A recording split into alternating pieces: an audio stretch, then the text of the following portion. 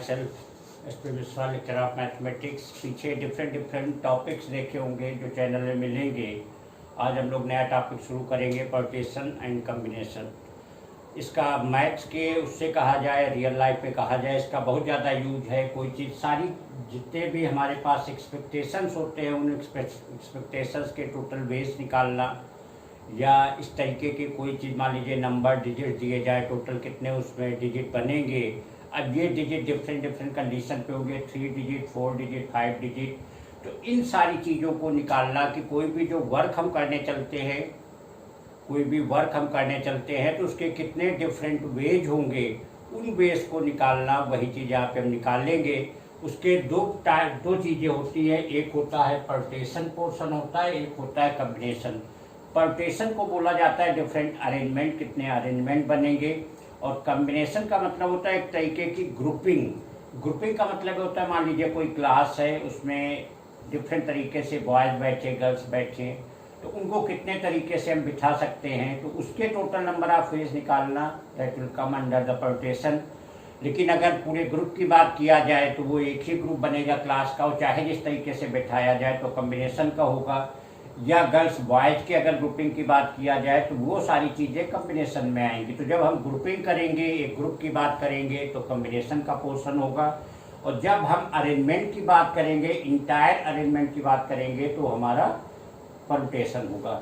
तो सबसे पहले यहाँ पे जो हम लोग पढ़ेंगे वो होगा फंडामेंटल प्रिंसिपल ऑफ काउंटिंग। एक बड़ा फेमस सा एग्जाम्पल है, मान लीजिए ये हमारा लखनऊ है, ये हमारा कानपुर है, ये हमारा आगरा है। लखनऊ से कानपुर जाने के अगर 2 रास्ते हैं, और कानपुर से आगरा जाने के मान लीजिए हमारे पास 3 रास्ते हैं, तो सीधी सी बात है, अब ये हमें देखना कि टोटल मेरे पास कितने वेज होंगे। तो पहले एक रास्ते से गए, फिर हमारे पास 3 रास्ते, फिर इस रास्ते से गए, और फिर हमारे पास इधर से गए, चाहे इधर चले जाएं, इधर से गए चाहे इधर चले जाएं। यहाँ पे टोटल क्या देख रहे हैं, 2 वेज है लखनऊ से कानपुर जाने के। कानपुर से आगरा जाने के हमारे पास 3 वेज है। तो टोटल वेज हमारे पास क्या हो जाएंगे,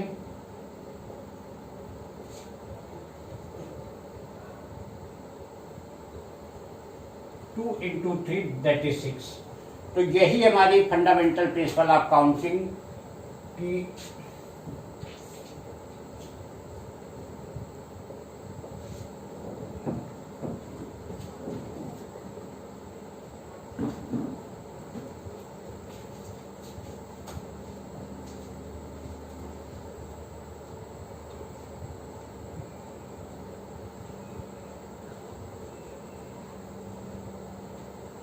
मान लीजिए कोई एक काम करने के हमारे m वेज हैं,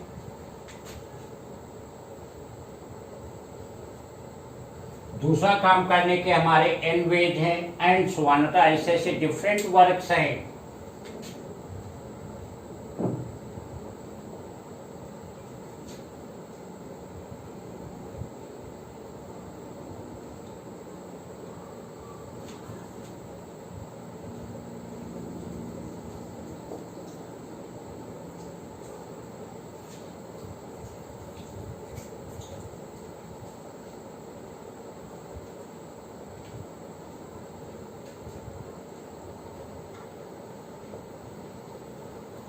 कोई एक काम कर रहे हैं जो कि m वेज से है, दूसरा कर रहे हैं n वेज से है, तीसरा कर रहे हैं r वेज से है, p वेज से, ऐसे करके है। तो अगर यही टोटल काम एक साथ परफॉर्म हो तो टोटल करके हो जाएंगे। किसी भी कोई भी टास्क अगर हम परफॉर्म कर रहे हैं, तो अगर पहला काम हमारा m वेज से हो रहा, दूसरा n वेज से हो रहा, तीसरा r p ऐसे करके है, तो अगर यही काम एक साथ परफॉर्म होंगे तो टोटल नंबर ऑफ वेज हमारे m × n × r × p ऐसे करके हो जाएंगे।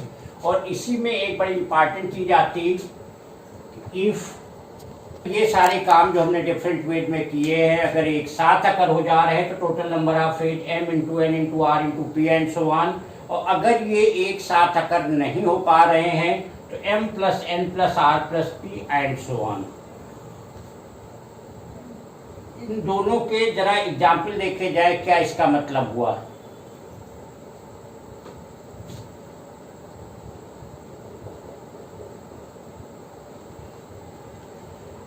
पहले का मतलब ये हुआ कि जैसे सपोज करिए कोई मैन है, इसके पास 2 शर्ट्स हैं और 3 पैंट्स हैं, तो कितने तरीके से वो अपने यूनिफॉर्म को, अपने कपड़ों को पहन सकता है। तो 2 शर्ट है, 3 पैंट्स हैं, तो पहला शर्ट के लिए कितने हमारे वेज हैं, फॉर शर्ट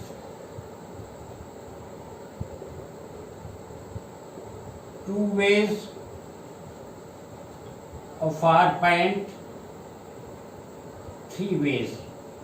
कहने का मतलब अपने शर्ट को 2 तरीके से बदल सकता है, पैंट को 3 तरीके से बदल सकता है। तो टोटल कॉम्बिनेशन कितने बन जाएंगे, टोटल वेज कितने होंगे, 2 × 3 दैट इज 6 वेज। कहने का मतलब है कि दरअसल सीधी सी बात है, जो भी कलर की बात किया जाए तो 6 कॉम्बिनेशन के साथ अपनी पैंट और शर्ट को वो पहन सकता। तो यहाँ एक साथ परफॉर्म हो रहा है, तो टोटल नंबर ऑफ वेज कितने हो जाएंगे, 6 वेज हो जाएंगे। अब यहीं पे एक क्वेश्चन देखते हैं।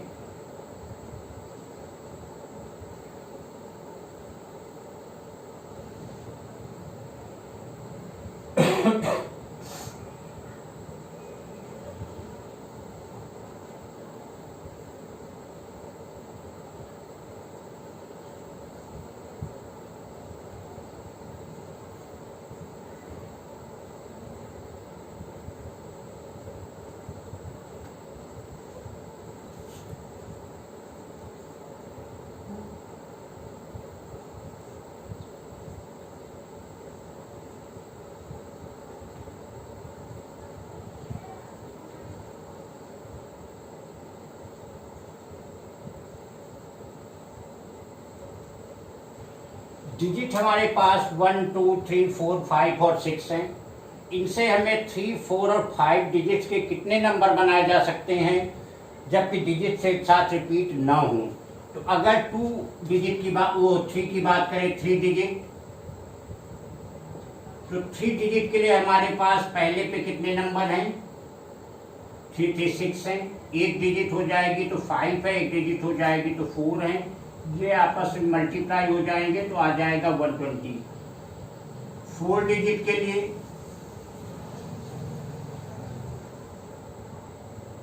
6 है, 5 है, 4 है, 3 है, 360 हो जाएंगे। 5 डिजिट के लिए 1 2 3 4 5 6 है। तो 6 के लिए अगर 3 डिजिट बना रहे होंगे तो पहले के लिए हमारे पास 6 डिजिट है, कोई भी एक रख दें। अब एक हमने रख दिया क्योंकि रिपीट नहीं होना, तो हमारे पास 5 डिजिट बने, तो अगले के लिए 5, फिर उसके बाद अगले के लिए 4, ऐसे करके, क्योंकि एक साथ परफॉर्म होगा तो 4 × 5 × 6 ये 120 हो जाएगा। ऐसे 4 डिजिट के लिए 6 5 4 3 360 हो जाएगा। 5 डिजिट के लिए ये हो जाए। अब एक साथ की जब बात होगी तो एक साथ हमारे 3 डिजिट 4 डिजिट और 5 डिजिट नंबर्स एक साथ पॉसिबल नहीं है, इसलिए टोटल नंबर ऑफ वेज में क्या हो जाएंगे, तीनों हमारे ऐड हो जाएंगे।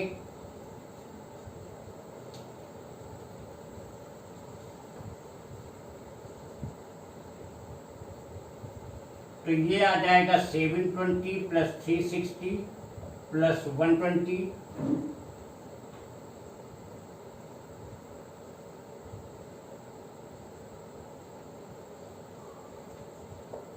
इसका मतलब टोटल 1200 नंबर्स आर पॉसिबल। अगर 6 डिजिट हमको 1 2 6 दिए गए हैं, उनसे 3 डिजिट 4 डिजिट और 5 डिजिट के नंबर्स बनाने हैं, तो टोटल 1200 नंबर्स पॉसिबल होंगे।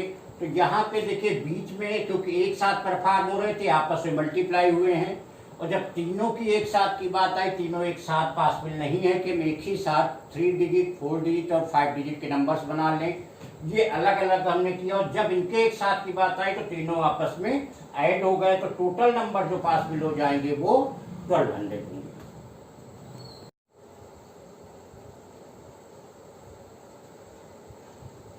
तो अभी हम लोगों ने देखा फंडामेंटल प्रिंसिपल ऑफ काउंटिंग, उससे रिलेटेड क्वेश्चन किए गए। एक बात स्टूडेंट्स यहाँ पे बता दें कि ये एक ऐसा चैप्टर है कि जिसमें थ्योरी बहुत ही कम है, उस पर न्यूमेरिकल कितने पॉसिबल हो सकते हैं सोचा भी नहीं जा सकता। तो ऐसा चैप्टर है कि इसको जानने के बाद कोई भी एक थ्योरम हो, फार्मूला हो, जो भी चीज़ें इससे रिलेटेड बताई जाएँ, उससे जितने ज़्यादा से ज़्यादा क्वेश्चन किए जाएँ उतना ही ज़्यादा चैप्टर समझ में आएगा। पूरी तरीके से समझने वाला चैप्टर है। और सबसे बड़ी चीज़ ये है कि ये तो चले 11th का चैप्टर है, यही जब 12th से पढ़ा जाएगा तो पूरा एक चैप्टर प्रोबेबिलिटी है जो इसी के ऊपर रखी हुई है। इस चैप्टर को समझना बहुत ही ज़रूरी है। तो जितने ज़्यादा यहाँ पे क्वेश्चन किए जाएंगे इसके कॉन्सेप्ट उतने ही ज़्यादा क्लियर होंगे, क्योंकि ऐसा चैप्टर है कि जब तक इसके एक थिंकिंग नहीं आएगी, कैसे हम सोचेंगे वो चीज़ नहीं आएगी, तब तक चैप्टर का समझ पाना बहुत ही मुश्किल हो जाएगा। तो इस पर जितना ही कोई चीज़ फार्मूला जो भी कॉन्सेप्ट दिया जाए उस पर जितने ज़्यादा से ज़्यादा क्वेश्चन किए जाएँ उतना ही ज़्यादा चैप्टर क्लियर होगा। एक क्वेश्चन ये है कि डिजिट्स हमारे 1 2 3 4 5 6 तक हैं। हमको 3 डिजिट के इवन नंबर बनाने हैं। पहला है digits can be repeated, second है digits can not be repeated. तो फर्स्ट केस अगर लेके चलें, रिपीटेड वाला डिजिट्स जो है हमारे पास 1 2 3 4 5 और 6। अब हमको 3 डिजिट इवन नंबर बनाने हैं।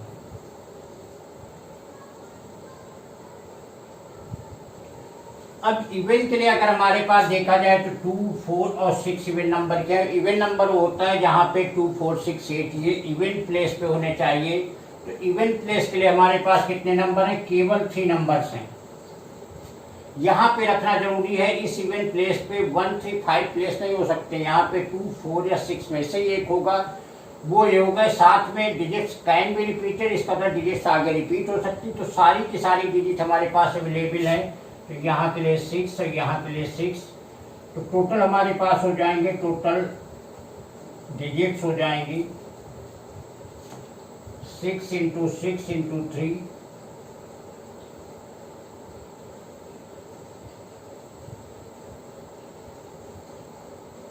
इसका मतलब है कि पहला केस इवन नंबर जिनमें डिजिट रिपीट हो सकती है, वैसे हमारे टोटल 108 डिजिट्स पॉसिबल हैं।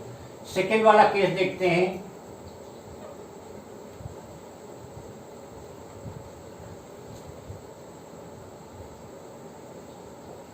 कैन नॉट रिपीट में, लेकिन आगे के लिए क्योंकि रिपीट नहीं हो सकती, एक डिजिट हमने रख दिया, एक डिजिट अब आगे के लिए कम हो गई।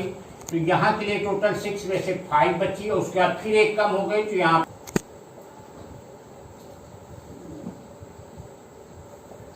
इसका मतलब टोटल डिजिट जो हमारी हो जाकर है, जिसमें समझने के बाद हमें क्वेश्चन जितने ज़्यादा करेंगे उतना ही ज़्यादा चैप्टर समझ में आएगा, करने का तरीका आएगा। यहाँ पे फंडामेंटल काउंटिंग की बात हो गई m into n into r, लेकिन उसको अप्लाई कैसे किया जाए वो यहाँ पे हमें क्वेश्चन के थ्रू समझ भी लें। डिजिट रिपीट हो सकते हैं तो ये आया, और यहाँ पे नॉन रिपीटेड था, डिजिट रिपीट नहीं हो सकते, तो इसके बाद ये कंडीशन आ गई। Total 60 ways. तो पहले जिसमें रिपीटेड था उसमें हो जाएंगे 108 वेज, और जिसमें नॉन रिपीटेड है उसमें हो जाएंगे 60 ways, mean 60 digits are possible. एक इसी से मिलता जुलता क्वेश्चन है कि 4 लेटर का एक कोड हमको बनाना है, 10 अल्फाबेट जो है, और the alphabet can be repeated. तो 10 टोटल हैं, 4 हमको बनाना है, रिपीट हो सकते हैं। तो सीधी सी बात है, तो बहुत ही सिंपल सा क्वेश्चन हो गया। पहले के लिए हमारे पास 10 लेटर रिपीट हो सकते हैं, तो फिर से 10, फिर से 10 और फिर से 10, तो टोटल आ जाएंगे 10 की पावर 4।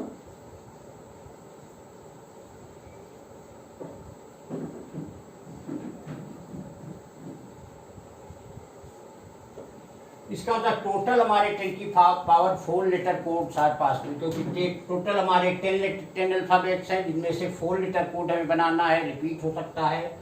तो पहले के लिए 10 सभी के लिए होंगे, क्योंकि एक डिजिट आ गया तो उसके बाद वो रिपीट हो सकता है। तो 10 सारे रहेंगे, तो आ जाएगा 10 की पावर 4 लेटर।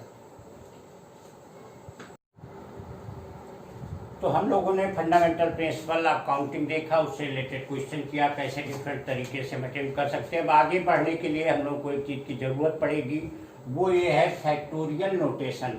फैक्टोरियल नोटेशन का सिंपल सा मतलब ये होता है कि अगर फैक्टोरियल n की बात किया जाए तो n into n minus 1 into n minus 2 into n minus 3, और ये लास्ट तक जाएगा 3 इंटू 2 इंटू 1 तक। ये होता है फैक्टोरियल नोटेशन। ये अलग टाइप का नंबर, जब फैक्टोरियल लग जाएगा तो ये नोटेशन एक चीज़ जान लीजिए, इसका नोटेशन जो है वो ऐसे एन या इसी को ऐसे करके लगाया जाता है, ये फैक्टोरियल नोटेशन होता है। और उसका मतलब क्या हो गया कि अगर n की बात किया जाए फैक्टोरियल n की, तो n into n-1 into n-2 ऐसे करके 3 to 1 तक जाएगा। अगर फैक्टोरियल 5 की बात किया जाए, फैक्टोरियल 5 का मतलब हो गया 5 इंटू 4 इंटू 3 इंटू 2 इंटू 1, ये वैल्यू आ जाएगी 120 की। ऐसे ही अगर फैक्टोरियल 10 की बात किया जाए, फैक्टोरियल 10 का मतलब हो जाएगा 10 इंटू 9 इंटू 8 इंटू 7 3 to 1। तो जब भी फैक्टोरियल नोटेशन आएगा तो फैक्टोरियल नोटेशन का मतलब क्या हो गया कि वो नंबर वहां से लेकर के नीचे तक मल्टीप्लाई होता चला जाएगा 1 तक, नीचे तक का मतलब 1 तक मल्टीप्लाई हो जाएगा और वो उस नंबर के फैक्टोरियल की वैल्यू होगी। तो नॉर्मल 5 और फैक्टोरियल 5 दोनों में बहुत बड़ा डिफरेंस आ जाएगा। 5 की वैल्यू 5 है, लेकिन अगर फैक्टोरियल 5 की वैल्यू कहा जाए, फैक्टोरियल 5 की value 5 into 4 into 3 into 2 into 1, ये 120 के बराबर आ जाएगी। और सॉल्व भी हम ऐसे ही करेंगे, जैसे मान लीजिए फॉर एग्जाम्पल हमको ये सॉल्व करना है कि फैक्टोरियल 10 अपान फैक्टोरियल 7 इंटू फैक्टोरियल 3, इसकी वैल्यू हमको फाइंड करनी है। तो हम एक काम क्या करेंगे, अभी हम लोगों ने देखा ही, फैक्टोरियल 10 है, फैक्टोरियल 10 की वैल्यू 10 इंटू 9 इंटू 8 7 ऐसे चली जाएगी। तो इसको क्या करेंगे 10 इंटू 9 इंटू 8, आगे 7 है, चलिए हम लिखे दे रहे हैं।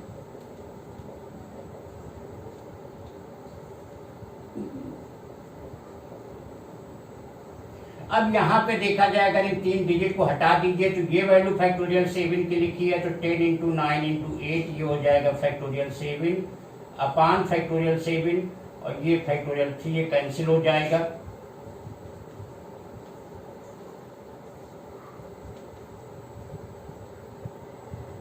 मतलब क्या है कि जब फैक्टोरियल का आएगा तो फैक्टोरियल को भी हमें उसी तरीके से सॉल्व करना होगा। यहाँ पे एक ये हमने इसलिए करके दिखाया कि आप पूरा करने की जरूरत नहीं कि पूरा मल्टीप्लाई किया जाए, ये सब लिखा जाए, आपस में कैंसिल किया जाए, सीधे यहाँ पे इसके आगे, ये तो हमने करके दिखा दिया, इसके आगे छोड़ दिया फैक्टोरियल 7 पे, सीधे कैंसिल हो गया। अब ये वैल्यू जितनी कैंसिल हो जाए उसको लिख के यहाँ पे हम सॉल्व कर लेंगे। तो ये होता है फैक्टोरियल का मतलब। कई ऐसे कैलकुलेशन होते हैं जो इस तरीके से एक हम सिंपल वे में इनको हम कैलकुलेट कर लेंगे। अब अगर एक ऐसा क्वेश्चन आ जाए factorial 2n upon factorial n into factorial n, तो यहाँ पे देखिए फिर से वही मतलब एकदम अलग हो जाएगा। यहाँ 2n का अलग मतलब है, 2n अपने अनुसार खुलेगा, ये n अपने अनुसार खुलेगा। तो इसको हम क्या लिखेंगे, 2n को 2n फिर 2n माइनस 1 फिर 2n माइनस 2 ऐसे करके लास्ट में कहाँ तक जाएगा, 3 to 1 तक जाएगा।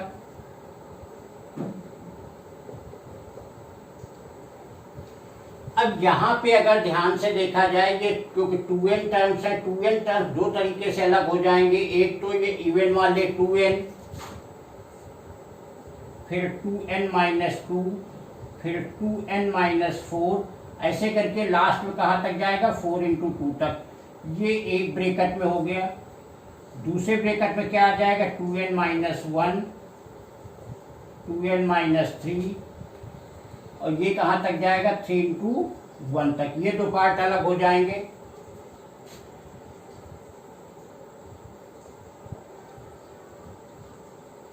अब यहाँ पे देखा जाए क्योंकि इवन वाले सारे हैं, n टर्म्स है, तो सबसे 2 कॉमन हो जाएगा, तो ये बचेगा 2 की पावर n, ब्रैकेट में आ जाएगा n माइनस 1 n माइनस 2 और लास्ट में क्या हो जाएगा, 2 इंटू 1 हो जाएगा।